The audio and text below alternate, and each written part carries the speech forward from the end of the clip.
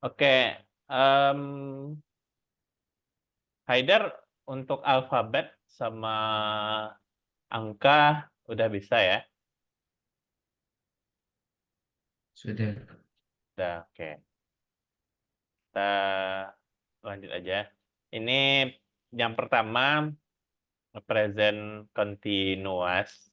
Jadi, ntar di mana ya? Ininya anu. Oke, jadi gini, bahasa Inggris itu ada banyak tensesnya. Ada yang membaginya menjadi 12, ada yang membaginya menjadi 16. Tetapi sebenarnya yang paling sering digunakan itu 5. Jadi kalau sudah menguasai 5 ini, itu untuk percakapan sudah bisa dikatakan eh, lumayan lah ya untuk kita berbicara. Nah, 5 itu present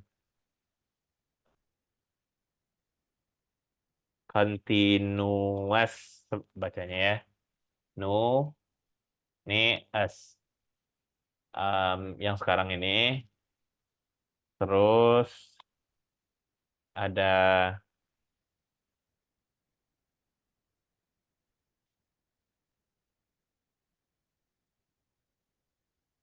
present simple atau simple present ini tergantung ininya ya. Kalau orang Inggris bilangnya present simple. Kalau orang Amerika bilangnya simple present. Jadi bisa present simple atau simple present itu tergantung kita makainya ini American English, bahasa Inggrisnya orang Amerika, atau British English, bahasa Inggrisnya orang Inggris. Kemudian ada simple atau future simple.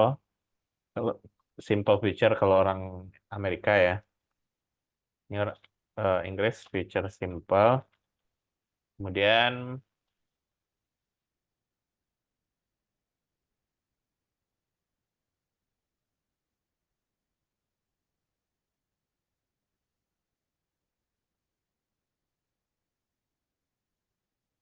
present perfect sama eh, another one past simple atau simple past. Orang Inggris bilangnya past simple, orang Amerika bilangnya simple past. Nah, jadi Haidar kuasai 5 nih aja, itu udah sangat-sangat membantu dan biasanya orang kalau berbicaranya eh, yang singkat-singkat, yang pendek-pendek, yang sehari-hari, itu cuma 5 ini. Nanti yang sampai 16 itu, yang lain-lain yang banyak itu udah ngomong bahas-bahas yang berat. Apakah bahas tentang ini, suatu ilmu, dalam bahasa Inggris. Kalau Haidar tadi bisnis ya, bisnis digital ya, tadi prodinya. Nah, kalau membahas itu bisa jadi sampai dipakai tenses yang lain itu sampai 16. Atau bahas nanti politik, atau bahas yang lain itu udah tinggi levelnya untuk membahas keilmuan, itu yang sampai 16. Nah, atau bercerita yang panjang sekali gitu kan, pada masa itu saya akan melakukan ini, saya sudah melakukan ini di masa yang nah, ini kan jarang sih sebenarnya kita itu, kecuali gini, kalau kalau di YouTube itu ya misalnya seperti podcast itu kan udah cerita panjang, nah itu banyak tensesnya. Jadi 5 ini saja. Nah, kali ini kita belajar yang present continuous dulu ya. Iya. Oke. Hmm,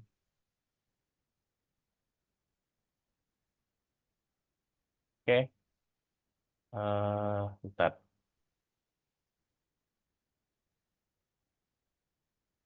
Oke.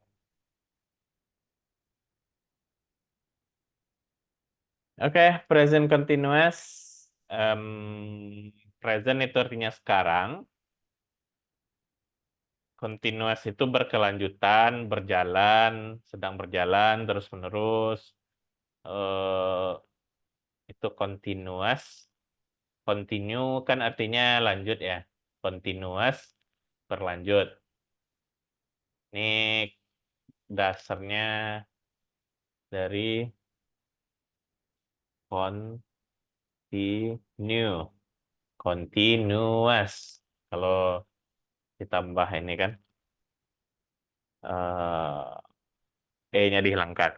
Nah, itu berkelanjutan. Jadi dia dalam keadaan yang sedang berlanjut. Nah, lalu ada tense ya. Tense ini bentuk waktu gitu.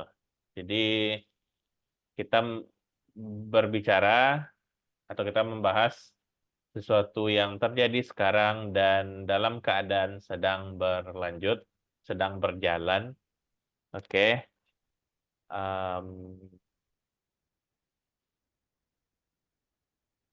Nah, oke, bentar.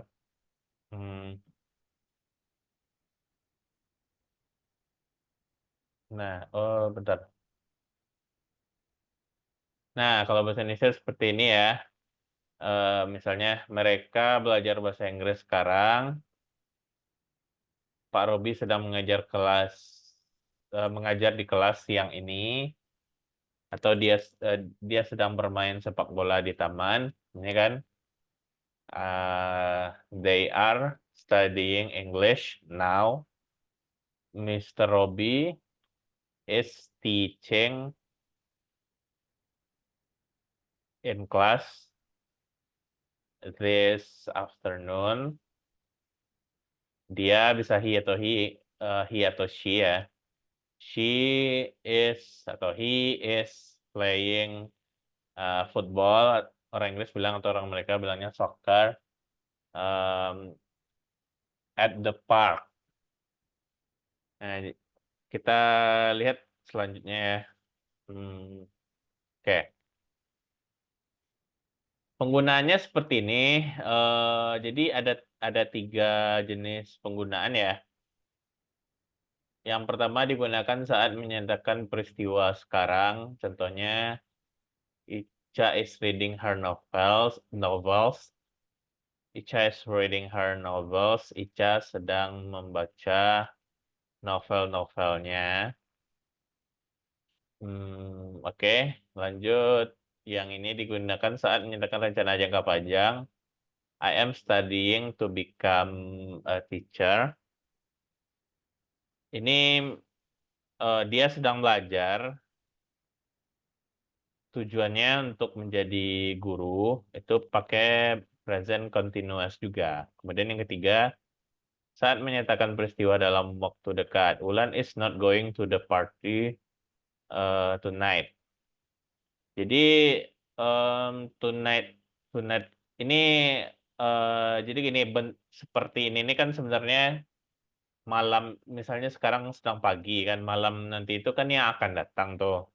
Nah, tapi karena dia dekat, yang akan datangnya sangat dekat, itu biasanya pakai present continuous. Gitu. Kalau dia yang jauh nanti baru pakai simple future yang pakai will itu. Will go ya, yang seperti itu. Nah, jadi ini yang dekat sekali biasanya pakai present continuous. Bulan tidak pergi ke pesta malam ini. Oke, lanjut. Ada penggunaan yang keempat, digunakan saat menyatakan pengulangan yang hampir selalu terjadi. Putri is always coming late to class. Jadi, ini artinya Putri hampir selalu datang telat ke kelas.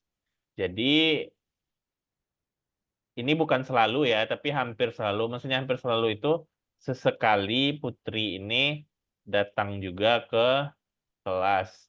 Maksudnya sesekali datang ke kelas tepat waktu. Sesekali cuma tepat waktu.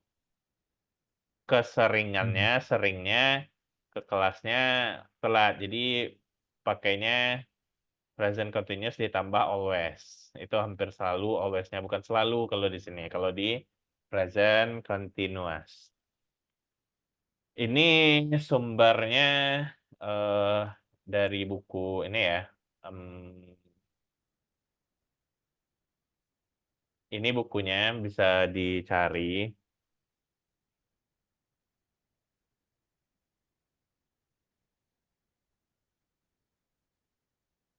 Ini by Raymond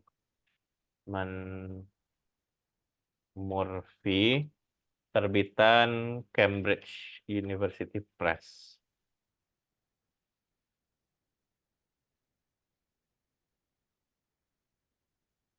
Nah, jadi ini ada sumbernya. Guru-guru bahasa Inggris yang lain mungkin diperlihatkan ini bisa ada ketidaksetujuan, tapi ini ada sumbernya. Berarti kalau tidak setuju ya tidak setuju kepada buku yang dikeluarkan oleh Cambridge University yang ada di Inggris itu ya. Kita kan cuma ini kan bahasa Inggris jadi kita cuma pakai gitu kan. Kita lihat sumbernya yang valid. Em, oke. Mungkin dari ini dari Haidar karena cuma berdua ya, kayaknya bisa ini kalau berdua ya, bisa banyak tanggapan sambil ininya. Haidar sampai sini jelas yang konteks yang 4 ini. Jelas, Kak. Oke.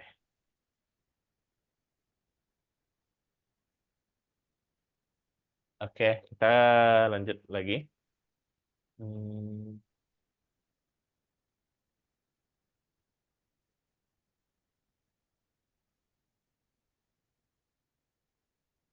oke.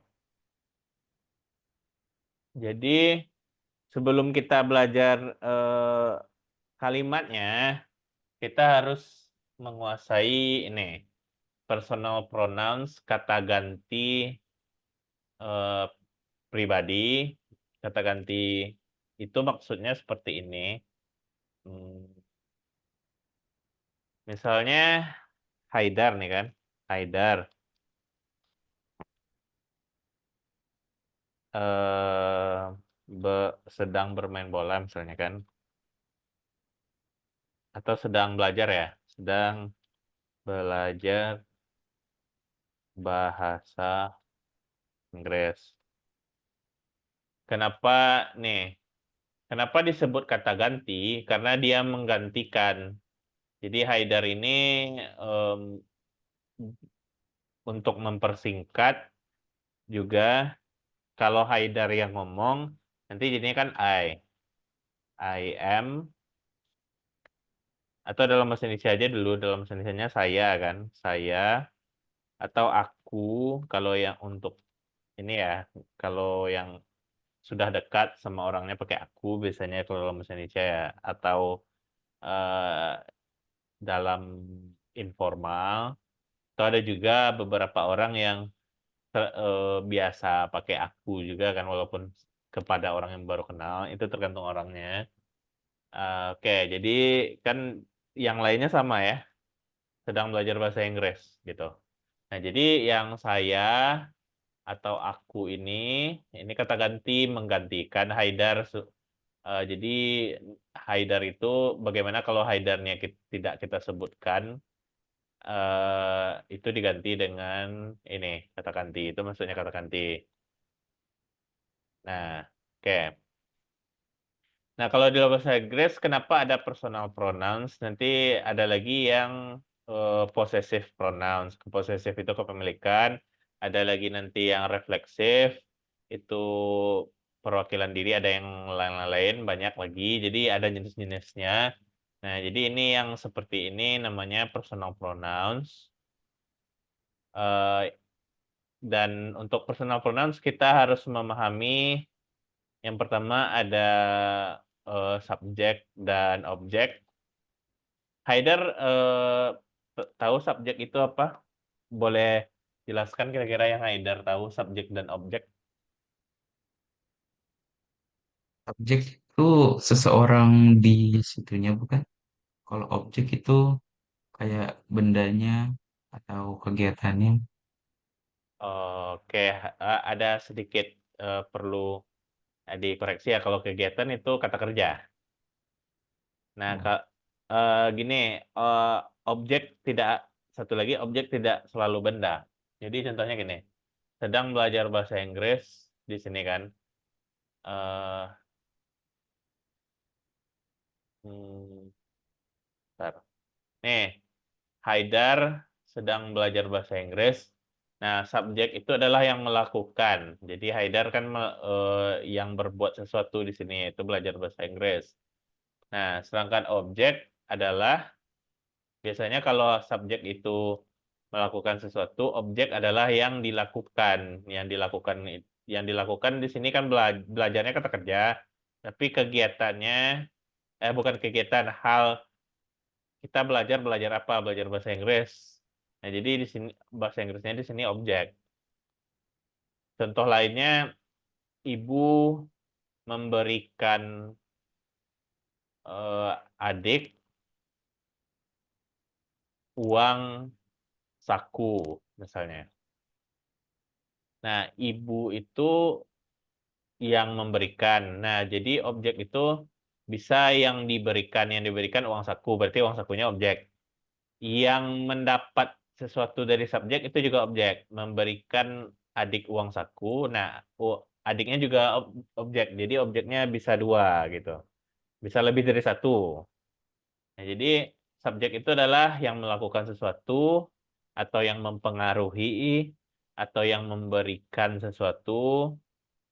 Sedangkan objek adalah yang diberikan atau yang menerima sesuatu atau yang terpengaruh atau yang terdampak. Ya, terdampak.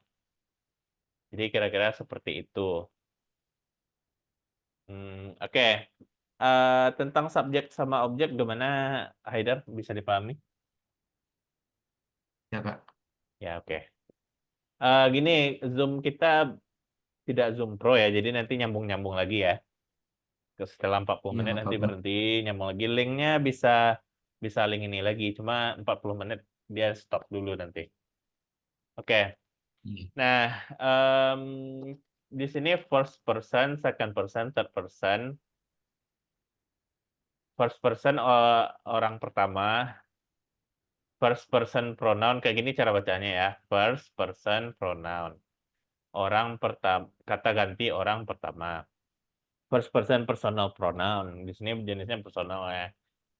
Ada lagi nanti posesif kepemilikan, ada lagi refleksif, nanti satu lagi nanti dipelajari. Kita bahas ya nanti. Oke. Orang pertama, terus di sini ada orang kedua, second person, ada orang ketiga, kata ganti orang pertama, kata ganti orang kedua, kata ganti orang ketiga. Nah, kata ganti orang pertama itu adalah yang berbicara. Nah, yang berbicara, kata ganti orang kedua adalah lawan bicara. Ini sederhana, secara sederhana aja ya. Kata ganti yang ketiga itu orang yang tidak ada dalam pembicaraan, tapi dia tidak ikut bicara gitu. Contohnya, kalau orang pertama kan gini, saya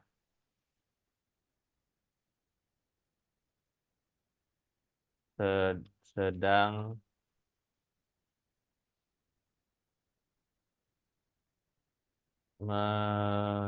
menuliskan catatan ke, ke untukmu. Nah, untuk kamu aja ya, biar lebih jelas. Nih, em, jadi saya ini kan yang berbicara nih, jadi dia first person. Kemudian lawan bicaranya kan kamu di sini. Jadi ini second person gitu. Sederhananya seperti itu. Yang berbicara first person, yang lawan bicara itu second person. Nah, kalau third person itu yang dibicarakan tapi dia tidak ada, maksudnya dia tidak tidak berbicara. Misalnya saya sedang menuliskan catatan untuk kamu. Eh, tolong eh, tolong bacakan catatan ini kepada dia. Nah, atau kepada mereka misalnya. Dia. Nah, dia sama mereka ini kalau kita udah bilang dia, kita udah bilang mereka, kan orangnya tidak tidak biasanya tidak ada di situ. Atau ada tapi tidak kita izinkan berbicara atau tidak kita bawa berbicara, tidak kita ajak berbicara.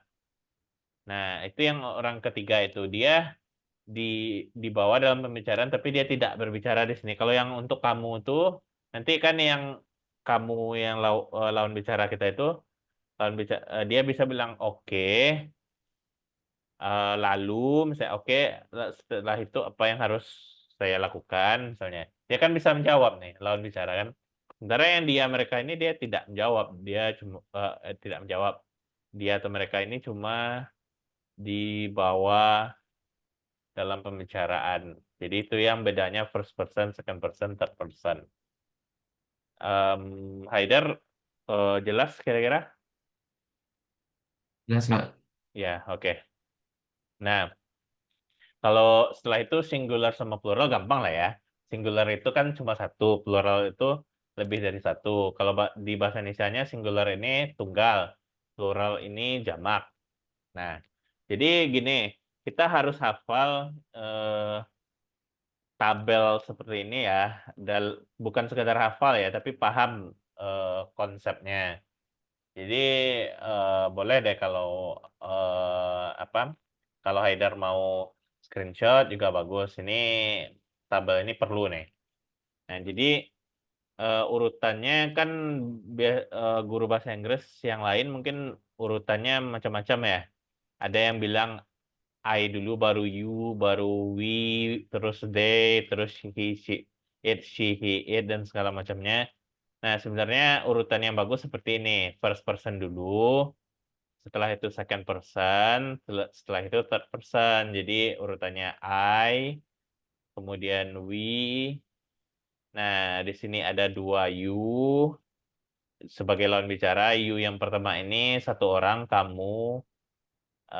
Kemudian yang you yang banyak ini kalian. Kemudian third person ada dia laki-laki, dia perempuan. eh It ini biasanya ya tidak selalu sih, tapi ada konteksnya lain nanti. Tapi konteks yang dasarnya aja dulu, yang dasarnya aja it ini untuk yang bukan manusia, misalnya the flower is beautiful, bunga tersebut cantik, bunga itu cantik. Diganti yang the flower itu jadi it is beautiful. Eh, yang bukan manusia apalagi tadi bunga, tumbuhan tuh bunga tuh ya, hewan juga bisa. Em, the cat is cute, kucingnya imut, menggemaskan gitu kan, cute kira-kira gitu ya, seperti itu. Jadi diganti jadi it is cute. Nah, seperti itu. Walaupun sekarang kalau orang punya kucing, kalau kucingnya betina dia pakai she, kalau kucingnya jantan pakai he.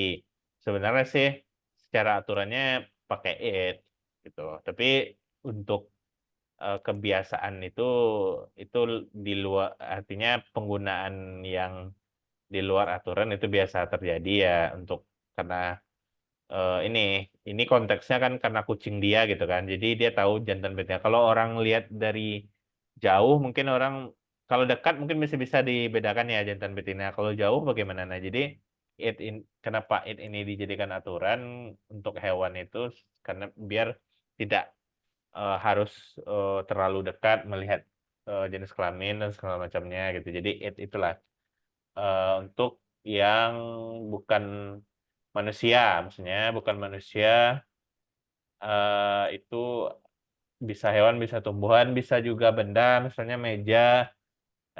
The table is heavy, heavy berat ya. Jadi the table is heavy, nanti diganti jadi the table itu jadi it is heavy, gitu. Nah, kita catat aja daripada bingungnya. I ini artinya saya atau aku. Dalam bahasa Indonesia saya formal ya, aku tidak formal. Nah, kemudian we, kita atau kami. Nah, sampai di sini dulu. Untuk kita sama kami di bahasa Inggris tidak dibedakan ya. Kalau di bahasa Indonesia kan kita itu misalnya ada ada ada orang satu, dua, ada orang dua misalnya seperti ini. Nah, ini, nah ada orang dua seperti ini kan. Nah, jadi yang orang yang pertama berbicara ke orang yang kedua, kita apa yang sebaiknya kita lakukan sekarang atau kita mau pergi kemana? Ini kita yang ini ya, eh, kita. Nah, oke. Nah, kalau kami itu dalam bahasa Indonesia ada orang lagi di sini kan? Nah, ada orang lagi di sini. Terus yang ini untuk bentar. Nah, jadi kalau kalau untuk kami itu yang ini ngomong ke sini dia. Ini ngomongnya ke sini. Untuk mewakili yang dua ini. Kami misalnya